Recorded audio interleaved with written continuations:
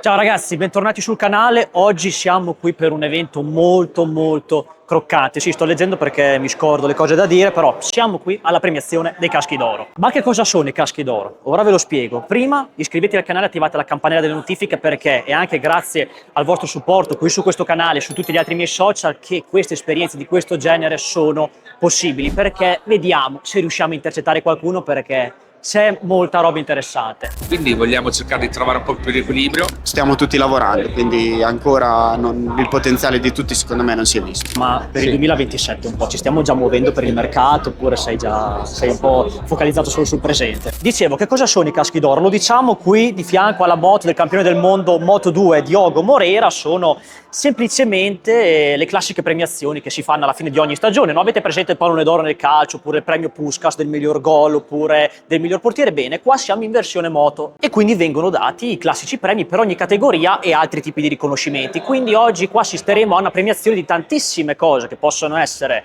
campioni di determinata categoria, MotoGP, riconoscimenti per vari team e anche altre categorie, perché c'è l'enduro, c'è il CIV, quindi c'è tantissima roba. Piano piano vediamo cosa ci salta fuori. Un po' di esperienza io qua perché è il terzo anno che vengo qui dentro e quindi come sempre ringrazio chi mi dà l'opportunità di esserci, e anche perché grazie al pubblico che piano piano aumenta su questo canale si possono fare anche video appena più lunghi, non solo quelli brevi che vedete sui miei social Instagram e TikTok. Usciranno anche lì dei video formato brevi in esclusiva su quel tipo di piattaforma, però anche qui il caso di fare un video lungo ci sta, perché ci sono tanti bei personaggi da incontrare. Andiamo.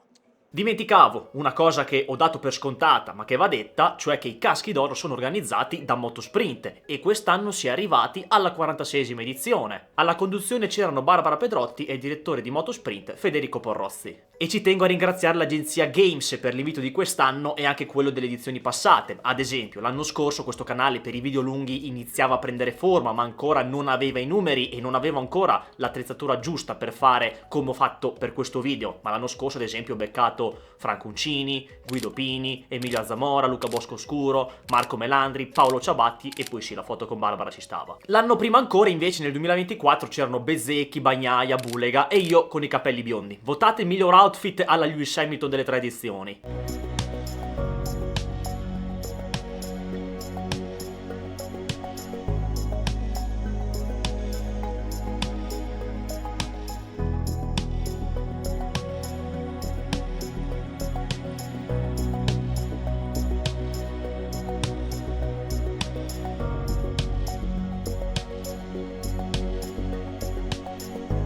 Hai parlato un po' prima dei test, ma hai un bel, diciamo, ti sei sposato con la tua Aprilia, quindi hai un bel viaggio di nozze in programma. Viaggerete il mondo, eh? Allora, in realtà l'abbiamo fatto, l'abbiamo già fatto un po' a Sepang. Farete 22 gare. Quelli sono tutti viaggi di nozze, quindi dici. Beh, che buono. Allora, adesso uno intanto l'abbiamo fatto. E poi È andato bene. È andato bene. E poi tra un po' ci sarà il secondo in Thailandia. Stiamo 2 settimane al caldo.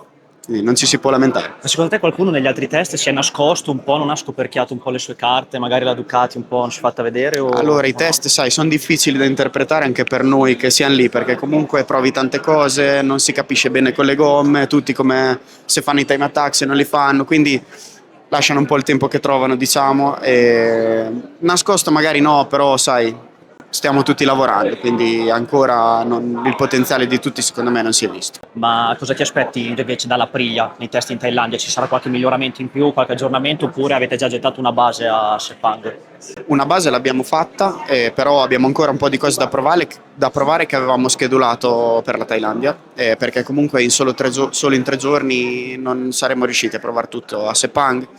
Però sì, i ragazzi stanno lavorando e quindi dovremo provare tante altre cose e vediamo come andrà, e in più dobbiamo anche preparare la gara. Allora adesso ti chiedo un argomento che è molto bello quest'anno, perché a noi ci piacciono i tifosi, il mercato. Oddio, cosa è successo? Tutto a posto, tutto a Il posto. mercato, si parla tanto del futuro, non so, di Bagnaia eccetera, ma se tu fossi dentro la testa di Bagnaia cosa fai? Vai via o cerchi una nuova sfida, oppure rimani in Ducati? Allora, oddio, guarda, è difficile perché io non sono come lui, siamo molto diversi e quindi faccio fatica a dirti se fossi lui cosa farei, ecco. Io penso che lui sia un ragazzo super intelligente, super maturo, ha costruito un rapporto fantastico con i ragazzi della Ducati, che tra l'altro conosco perché ci sono stato anch'io e sono tutti dei ragazzi fantastici, quindi mi auguro solo che faccia la scelta migliore per lui. Alla fine deve vedere cos'è meglio, deve essere, non voglio dire egoista, però un pochino sì, alla fine deve guardare un Sport po', ci sta. un po' Ci lui vuole. stesso e fare il meglio per lui. Ma ho visto hai fatto un video, è uscito un video nel canale social della MotoGP dove fai il pronostico di tutto il Sì, mercato. ho sparato tutto a cazzo. Però hai messo una sorpresa dalla Moto2 nell'Aprilia, ovviamente, immaginavo fosse qualcosa di diverso, ma quindi se tipo dovesse andare via Martin, diciamo che vada via, chi ti piacerebbe avere come tuo compagno di squadra? Non ti dico magari un pilota in sé, ma che abbia determinate caratteristiche, non so, uno più scarso. Ma No. guarda, no, anche no in realtà. Bastianini, il tifoso di Bastianini mio padre, sto aspettando. Savadori. Ostia, Savadori, già ce l'ho, ma a tempo pieno sarebbe fantastico. E abbiamo finito, ma una battuta sull'oro di Federica Brignone che è venuta ospite in Aprilia. Grande, cazzo, bello, bellissimo, Bello. emozionantissimo, l'ho seguita stamattina dalla palestra Eh, e vabbè, io la conosco, ho avuto la fortuna di conoscerla, è una grande, in primis come persona, ma poi quello che ha fatto è incredibile perché dai, l'infortunio che ha avuto è stato tosto e tornare così veramente non ce lo si aspettava, ma io un po' comunque devo dirti che ci credevo già. Infatti gliel'ho detto quando eravamo a Valencia e sono molto contento per lei, se lo merita e spero di vederla presto. una delle tante storie dove a un punto si cade e poi si ritorna. Sì. Ma comunque Diogo, allora i test come sono andati in un'ottica generale? Come sono andati? Alla fine bene, penso che abbiamo imparato tanto della moto nuova e anche sono un po' stanco, no? Dopo 6 giorni lì con la stessa moto, stessa pista, tutto. Ma contento, sono contentissimo e penso che possiamo fare un bello anno. E com'è arrivare in MotoGP? Sai, la Honda poi che è un po' il Real Madrid della MotoGP, com'è entrare in questo ambiente, sia della MotoGP che della Honda in generale? Io penso che soprattutto la Honda, no? E tanta gente nel box, alla fine eravamo, non lo so, 20 persone più o meno e nel box, quindi è un altro mondo, no? Ma sono molto contento e penso che possiamo imparare tantissimo, no, questo anno. Abbiamo tutto l'anno per imparare, quindi dobbiamo essere calmo. Dopo questi giorni di test fra shakedown e quelli ufficiali, quali sono le zone in più, cioè le zone dove devi lavorare di più sulla moto? Le prime che ti vengono in mente, non so, magari mi vengono in mente la curva, la frenata, la percorrenza con la MotoGP, venendo dalla Moto2, essendo un rookie. Più o meno la frenata l'abbiamo, sì che dobbiamo imparare curve veloci, no? Tipo curve 3 di Malesia e 5-6, curve che sono di passo, no? Sulla curva, ma vediamo perché alla fine cambia tanto, no? Perché arriviamo lì a Thailandia, è un altro circuito, quindi vediamo. Ok, e la senti un po' la rivalità con Toprak nel titolo Rookie of the Year? Senti un po' la sfida? Io ci provo, no? Perché alla fine abbiamo fatto rookie da Moto3, rookie da Moto2, mi Esatto. manca MotoGP, no? Ma vediamo, perché io penso che anche lui andrà forte, quindi io ci provo. Perfetto, grazie mille Diogo. Grazie. Ti faccio fare un ultimo giochino per Instagram e Sì. TikTok. Già, perché ho realizzato dei video brevi che usciranno sul mio Instagram, quindi andate a seguirmi lì che presto li carico.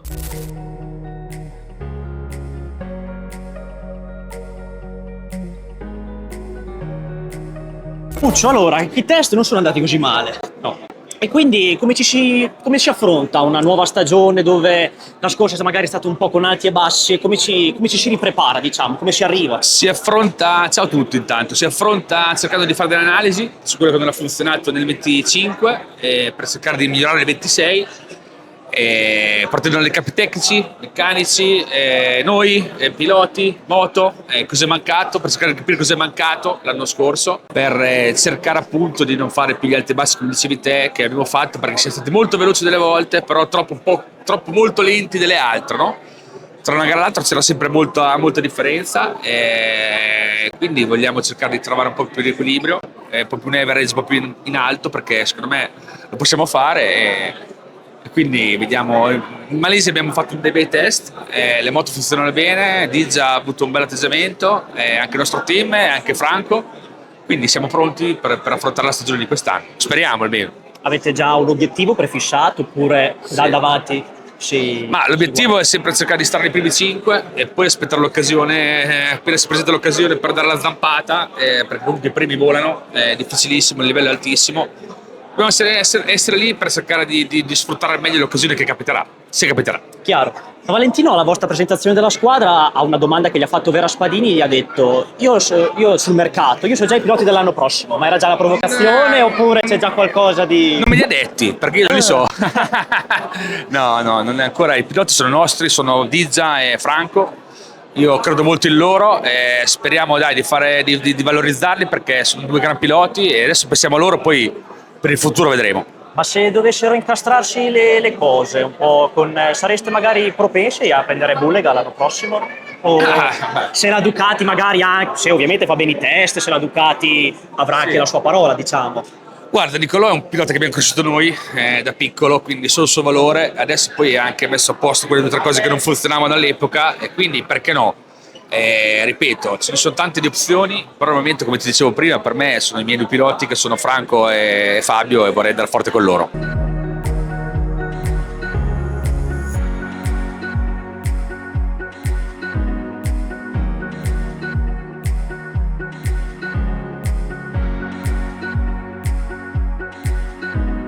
Solite domande, ormai ti fa tutte le stesse domande, non so neanche più cosa chiederti. Ormai sono quelle. Sì, sempre quelle. Però dai, cosa ti aspetti a questa stagione? Dal 2026 puntiamo a cercare di fare un altro passo in avanti, diciamo dal 24 al 25 c'è stata una crescita esponenziale della moto e se riusciamo a fare almeno la metà di quello che abbiamo fatto in questi 2 anni siamo pronti per lottare per il podio, direi. Adesso puntare ancora più in alto è un po' prematuro, le Ducati sono migliorate ancora, sembrerebbe dai test in Malesia, quindi non sarà facile arrivare al loro livello, però vediamo. Infatti una domanda che ti volevo fare è se si poteva puntare alla vittoria quest'anno magari al podio, cioè un livello un po' più basso, quindi... No, in realtà è sempre stata una crescita costante, diciamo dal 2024 siamo partiti veramente da zero, che l'obiettivo era prendere i punti, poi è diventato stare costantemente nella top 10, adesso sarà costantemente nella top 5, che però non è semplice, ma l'obiettivo è quello e quando gli altri poi sbaglieranno essere pronti a salire sul podio. Una cosa che un po' il pubblico, gli appassionati si chiedevano è ma abbiamo visto la Honda esultare così tanto a Valencia quando avete ottenuto la posizione necessaria per salire di livello nelle concessioni e molti dicevano ma scusate non potevano rimanere nella fascia D che avevano più miglioramenti invece che salire nella C, in cioè realtà spiegaci un po' questa cosa perché in tanti magari non l'hanno capita. Esatto, magari da fuori non era non è stata compresa molto bene, ma in realtà era comunque un motivo anche di orgoglio e di dimostrazione che tutto lo sforzo dell'investimento, che sia economico ma anche del personale, ha portato alla fine un risultato. Adesso in questo momento si poteva fare quello e l'abbiamo portato a casa. Era un obiettivo dall'inizio della stagione che ne parlavamo con i giapponesi e loro ci tenevano tanto perché noi ritengono proprio un motivo di orgoglio e di cultura loro che era importante e non si possono permettere di essere laggiù data la loro storia, soprattutto per la Honda e quello che è la Honda nel motorsport. E quindi erano tutti veramente felici, ma adesso ci sono tanti altri traguardi da raggiungere e vediamo, siamo pronti e carichi a iniziare la stagione. Ma in Thailandia su cosa vi focalizzerete dei test? Dopo che a Sepang abbiamo visto tanti miglioramenti rispetto all'anno scorso, c'è qualche area in cui lavorerete di più? Sì, allora in Malesia la moto è migliorata molto in frenata e ancora manca un po' nel grip a centro curva e anche con l'aerodinamica abbiamo dei passi in avanti che possiamo fare. In Thailandia proveremo un pacchetto aerodinamico nuovo che però non è detto che riusciremo ad omologare per la prima gara, vediamo se ci terremo lo slot dell'omologazione più avanti. Niente, mi sono perso. E poi ti dicevo che... Pensavo avessi fermato qualcuno. No, anche per il grip al posteriore abbiamo un forcellone, abbiamo qualcosa, stanno lavorando molto ma ci vuole ancora un po' di tempo. E adesso la domanda fatidica delle domande, ma in ottica mercato, stai già un po' parlando con la Honda per un rinnovo oppure tutto fermo? Sì, no, ovviamente per come sta andando il mercato bisogna muoversi già ancora prima che iniziare la stagione e stiamo valutando diverse cose. Ovviamente c'è un ottimo rapporto con Honda, con i giapponesi e mi farebbe molto piacere continuare con loro anche perché mi sento veramente coinvolto in questo progetto e siamo partiti da zero e siamo arrivati adesso a essere comunque abbastanza competitivi, non ancora quanto vogliamo, e sarebbe bello poter continuare a portare questo lavoro fino in fondo e lottare per il mondiale insieme a Honda. Però ci sono comunque delle altre strade. Sotto traccia un po', ci sono. Ragazzi, comunque c'erano tanti altri personaggi che purtroppo per tempistiche o perché stavo parlando con un altro non sono riuscito a fare. C'erano anche Nadia Padovani per il team Gresini, Laura Bertulessi per il team Italtrans, Tardozzi e Grassili, e questo era solo il cast della MotoGP, perché come vi dicevo le premiazioni sono anche per tutte le altre categorie di due ruote. C'era Alessandro Del Bianco, dato che ha vinto il CIV, Chiara Fontanesi, seconda nel mondiale femminile motocross, e tanti altri campioni dell'enduro, il trial e i giovani rampanti delle categorie minori come Pritelli, che tra l'altro ho commentato dal vivo quando faceva le wild card nel 2025 nel campionato Bucci Moto, che aveva la sua griglia nel Motestate. Io faccio il telecronista per il Motestate, per chi ancora non lo sapesse, commento le gare da casa e poi sul posto faccio lo speaker dell'autodromo e il giornalista, diciamo. E ogni anno danno sempre il casco alla carriera per i piloti storici. Quest'anno c'erano Stefano Passeri per l'enduro e Marco Lucchinelli, che me lo sono ritrovato nel post evento al buffet mentre mangiavo al tavolo. E infine è stato dedicato anche uno spazio a Cristian Caramia, giornalista di Motosprint al CIV e fondatore della pagina Memas GP sui social, che purtroppo ci ha lasciato lo scorso aprile del 2025, che come tutti i presenti condivideva la straordinaria passione per questo meraviglioso sport.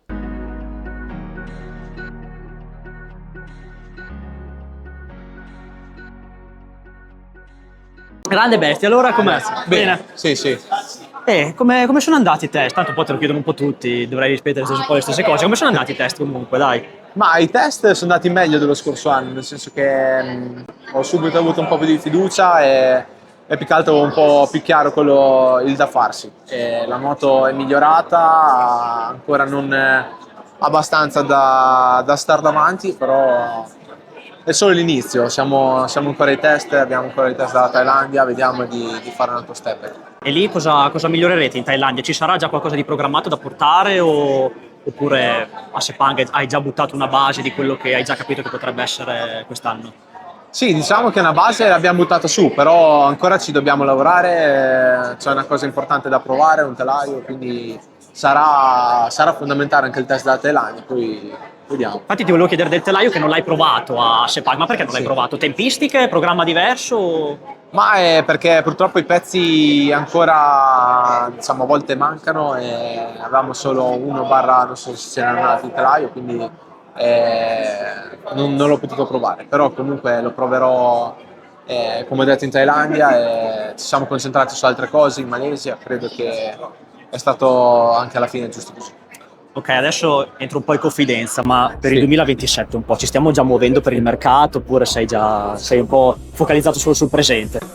Ma in questo momento è normale guardarsi intorno perché è un mercato particolare, quindi è giusto, le offerte ovviamente ci sono, a sto giro prenderò sicuramente quella più giusta per me e credo che potremo divertirci, però è importante che pensare al presente perché credo che quest'anno si potrà far bene e quindi devo concentrarmi. Ma se ti dicessero di tornare in Ducati? Cioè, ci sarebbe una possibilità? Anche satellite, volendo. Ma le possibilità si possono sempre aprire, sono tante, quindi come ho detto bisogna ponderare tantissime cose, vediamo.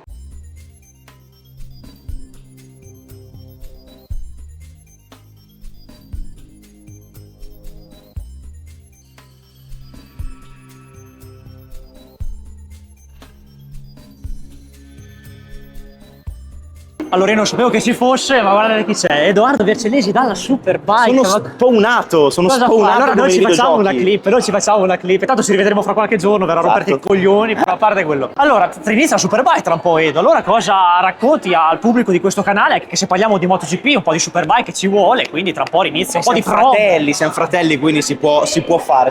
Ma ti racconto che quest'anno, siccome chi ha vinto con questa moto qui, ovvero Razgatlioglu, siamo su una BMW. Dall'altra parte, no, questa è la BMW di serie, vabbè, non è proprio quella di Toprak, però poco male. E con Razgatlioglu che è andato in MotoGP abbiamo sicuramente un Nicola Bulega che parte come favorito, per quello che ha dimostrato negli ultimi 2 anni.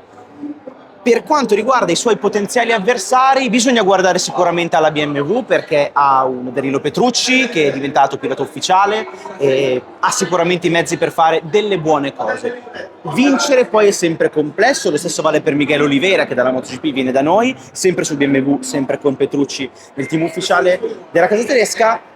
E poi c'è Iker Lecuona. Ecco, io metterei l'attenzione su Iker Lecuona perché dopo Forse un po' tanti anni in sottovalutato. Honda, secondo me sì, dopo tanti anni con Honda ha una fame pazzesca. E i piloti, guarda Bautista, che è andato in Honda e poi è tornato su Ducati. Ecco, Bautista ha fatto molto bene subito quando è tornato su Ducati. La Ducati di quest'anno sembra essere uno step ulteriore. È vero che hanno fatto pochi test perché ha piovuto, non E- sono prontissimi, però Altra zavorra ancora in più. Ho letto oggi, ancora un altro chilo li metto ogni dai, li metto. buona stella, però è sparare sulla Croce Rossa. Però è Già vero la anche- regola che ha messo lascia perdere. È vero anche che quella regola l'hanno votata i costruttori, quindi Lo so. Però è un po' una storiella che è un po' brutta da sentire. vabbè. Però comunque sì, Lecuona secondo me, che è un bel pilota, a me piaceva anche in MotoGP, secondo me è uno di quelli sottovalutati test che però sono stati fatti sotto la pioggia, quindi non è che ha potuto girare, purtroppo provare tanto. Però favorito Bullega? secondo me sì. Poi io non sono uno che ama fare i pronostici e poi le corse sono sempre complicate, però per quello che ha fatto l'anno scorso e l'anno precedente, per il suo status e per il fatto che comunque ha una Ducati ufficiale che è la moto per eccellenza, Bullega parte sicuramente più bello dei favoriti. E viene da noi l'anno prossimo? Io penso di sì. Io anch'io penso di sì. Io penso di sì anch'io perché secondo me se lo merita e poi perché secondo me i test gli potrebbero andare bene, secondo me. Sicuramente fare dei test già con la moto in versione 27 e con le Pirelli, attenzione, conosce già le Pirelli, conosce la loro filosofia costruttiva e conoscerà i prototipi di Pirelli perché ci farà i test, quindi arriverà sicuramente, se dovesse venire in MotoGP, Chiaro. con un vantaggio competitivo non indifferente. Io penso che Bullega debba venire in MotoGP perché se lo merita, come hai detto tu, e ha una meravigliosa storia da raccontare perché era un predestinato per davvero. Si è dovuto per una serie di cose. Si è dovuto allontanare per una serie di vicissitudini veramente molto complesse, anche personali. È la storia e la prova provata che un pilota non è un pilota se la persona che c'è dietro non sta bene, non è al 100%. Chiaro, come tutte le cose. Sì, infatti lo Ducati, ma quindi magari se non so, la Ducati dice che è ancora sotto contratto, c'era Uccio qua, ha detto ma Bullega, se dovesse esserci l'occasione. Sarebbe clamoroso ritornare in VR. Sarebbe una cosa che io dico, però è uno di quei piazzamenti, non lo so, io lo vedo più in Gresini da un lato, se proprio dobbiamo pensare al passato, però... Altro team per cui ha già corso, sarebbe un ritorno perché c'è corso in Moto2. Sì. Credo che uno come Bullega oggi piaccia a tutti, quindi che tu sia un team Ducati, che tu sia un team di un'altra casa, in questo momento secondo me lo guardi Niccolò. E il fatto che Razgatlioglu sia arrivato in MotoGP riapre una porta che col tempo si è un po' chiusa e poi c'è sempre questa dicotomia, no? MotoGP contro Superbike, i piloti della Superbike non valgono in MotoGP. Toprak oggi non ha una moto per essere competitivo, Chiaramente. quindi non lo puoi valutare su quello. Non è il Ben Spies dei tempi che era salito sulla Yamaha migliore Non è la stessa dell'8. cosa, non è la stessa cosa. E quindi, ecco, se hai paragonato la MotoGP e la Superbike, ma cosa ne pensi un po' dato che commenti anche le derivate, cosa ne pensi un po' di quando si pensa che la Superbike, un po' la Serie B, che i piloti della MotoGP vengono in Superbike quando sono a fine carriera, un po' i giocatori che vanno in Arabia alla fine o quella cosa lì, come la vedi sta cosa? Penso che rispetto al passato la grande differenza sia che la Superbike oggi è povera rispetto alla MotoGP ed è povera rispetto alla Superbike degli anni che furono. Una volta la Superbike era un'ottima alternativa al motomondiale e alcuni piloti negli anni 90 facevano magari entrambe le cose perché era ricca, era seguita perché era ricca, perché aveva impatto sulla produzione di serie e quindi c'erano tanti soldi. Oggi quei soldi non ci sono più e di conseguenza un ambiente meno ricco dove il pilota non è valorizzato allo stesso modo. Adesso Chiaro. togli Jonathan Ray, Razgatlioglu che prendevano milioni, ma se no gli stipendi non sono particolarmente, come dire, allettanti in Superbike facendo la proporzione, facendo la tara con la MotoGP. Quindi per questo motivo la Superbike oggi non riesce ad essere un competitor della MotoGP e si tende a vedere la Superbike un po' come il cimitero degli elefanti, no? Cosa che a me dispiace da persona che ha cominciato a seguire i motori da molto piccolo con la Superbike. Sono prima d'accordo, ancora del che era la motomondiale. Superbike dei grandi Dei tempi dell'epoca. che era una Superbike ruspante, pomposa e rustica Penso che il mondo sia cambiato tanto, quindi sia difficile riavere una Superbike così forte come un tempo, però non per questo manca di dignità, perché poi le gare sono belle.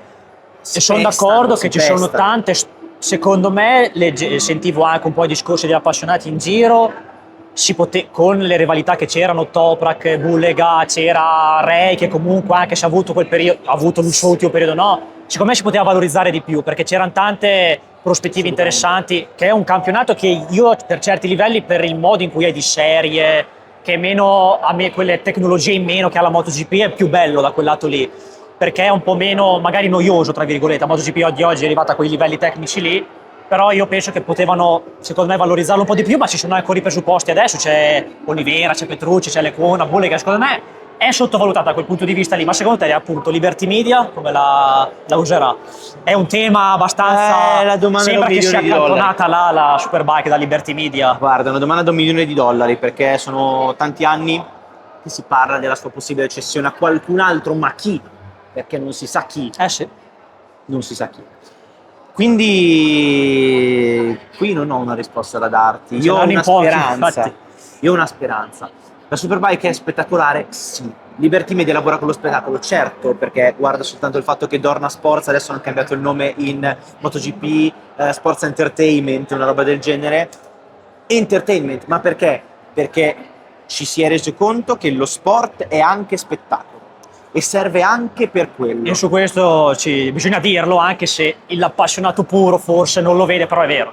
Le due cose secondo me possono coesistere. Io spero che Liberty Media o chi per Liberty Media, qualora venisse ceduta la Superbike, potesse vedere il potenziale della Superbike come grande nucleo spettacolare e valorizzarlo per quello che è. Sono d'accordo. Superbike che troverete su Sky fino al 2027 compreso, e quindi Edo, sei telecronista di Sky, dici qualcosa a chi segue, anche sottoscritto, Eccolo. che è uno che magari vuole ambire a fare il telecronista, giornalista, anche chi sta guardando questo video, quali sono magari i percorsi da fare, come bisogna destreggiarsi un po' in questo mondo? Guarda, il percorso non esiste, nel senso che non c'è una strada tracciata. Io e te abbiamo fatto comunicazione entrambi perché vabbè, io devo ancora laurearmi, lui ha fatto, io aspettavo per dire tipo, che dovrei laureare a marzo. No, ho ultimato la tesi. Quindi da due comunicatori, io ex studente, tu ancora, io ex studente di comunicazione, quella è una strada, ma assolutamente non è necessario, puoi fare qualsiasi tipo di percorso di laurea, puoi anche non fare la laurea, ma conviene, studiate ragazzi, studiate assolutamente, e poi provate a fare, lanciatevi in dei progetti a livello anche piccolo, personale, locale, provate a scrivere, provate a commentare, provate a fare radio, fate radio, la radio è meravigliosa, io l'ho fatta e sono felicissimo di aver avuto questa esperienza. Il più grande consiglio che mi sento di darvi però è abbastanza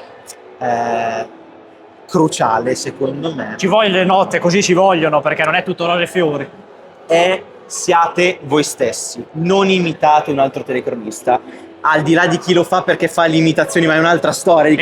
Non lo faccio quella più è un'altra ormai. storia, quella è un'altra Quello storia. lì per chi mi segue dagli antipodi. Ecco, e mi ricordo di te anche in quel ruolo lì. Come ho detto, per chi mi segue sin dall'inizio si ricorderà di me principalmente per le famose camere esclusive, soprattutto quelle di Carlo Vanzini e Margenetti. E ci riprova subito Cops. Oh! Dov'è Lewis? Non lo so, ma Dov'è Lewis? La passata a Cops! Non ho mai visto La passata a Cops! La mia prima viralità sui social è stata grazie a quelle, e infatti ci sono nati dei trend perché nessuno prima le aveva fatte. Poi ovviamente le facevo anche con Guido Meda e sui telecronisti del calcio. Io le facevo proprio come divertimento, perché quando ero sul divano a vedere la gara o la partita e il telecronista iniziava a gasarsi, io mi immaginavo come potesse essere in cabina e quindi ci facevo una sorta di doppiaggio o parodia simpatico. Se qualcuno se lo fosse chiesto perché non le faccia più, semplicemente perché voglio fare altro di più interessante, non mi porta a niente in futuro quelle cose lì, anche se ovviamente l'ironia fa parte di me stesso e sono cose molto simpatiche, però se avessi sicuramente molto più tempo rispetto a prima qualcuno la farei anche, ma sono l'ultima cosa nella piramide di importanza, ci sono altre priorità. Poi se avrò tempo in futuro una può capitare, dato che all'inizio, appena avevo iniziato, quando Vanzini iniziava ad urlare, tutti mi venivate a scrivere oh aspetto la camera esclusiva, quindi un po' di ricordi ci sono, ma come ho detto non è la priorità e voglio fare tante altre cose come questa che state vedendo o altro sugli altri miei social. fare le imitazioni se fai le imitazioni di lavoro, quello è un conto, ma se devi fare il telecronista non devi fare finta di essere un altro. Io sono Edoardo Vercellesi, non faccio finta di essere qualcun altro in telecronaca, porto in telecronaca la mia personalità, il mio modo di essere, i miei interessi, la persona che sono. E questo è fondamentale, perché se reciti si vede e il castello di carte prima o poi cade, quindi siate voi stessi al 100%. Avete sentito? Ascoltate Edoardo Vercellesi, non me perché sono ancora così, però va bene. Grazie, grazie mille. Ci vediamo a Scarpe. Ci vediamo per il 18. prossimo vlog, magari questa è la chiusura del video, non lo so, però ha detto qualcosa, ci vediamo il 18, qualcosa faccia saltare fuori. Siamo qua su YouTube, quindi puoi dire quello che ti pare. Aspetta che Io cerco di no. cerco di... Tieni in mano se vuoi. Tengo in mano, vicino va alla bene. bocca. Sì. Dai, tutto a posto. Boh, se sei elegante, due opposti. Tu dai... Ho guardato le foto degli altri anni, mi sembravano tutti Sì. eleganti. Ciao Davide. Tutto bene tu? Ciao. Ciao. Che tra l'altro io non pensavo che parlassi l'italiano anche abbastanza. Io mi sono segnato domande in inglese e in spagnolo, ho detto vabbè, magari uno dei due lo parla. Allora, no, infatti ti sentivo Abbiamo qua. fatto 2 anni ad Alta Trans. Infatti io ho detto, boh.